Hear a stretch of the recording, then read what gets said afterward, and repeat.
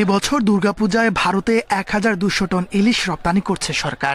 ১৬ September থেকে ১৯ দিনে বরিশালের ৪টি প্রতিষ্ঠান ইলিশ রপ্তানির অনুমতি পেয়েছে।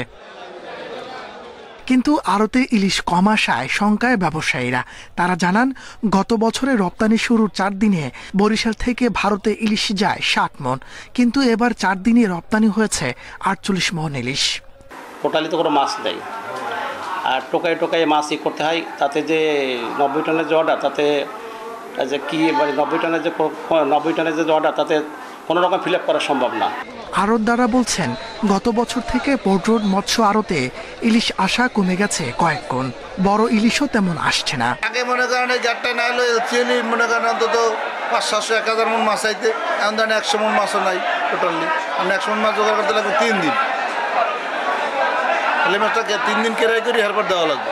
মৎস্য আড়তদার মালিক সমিতি বলছে, গত বছর বরিশাল থেকে ২৪ টন ইলিশ রপ্তানি হয় ভারতে, কিন্তু এবার বেশি দামেও মিলছে না। মাছও কম, মাছের খুব দাম।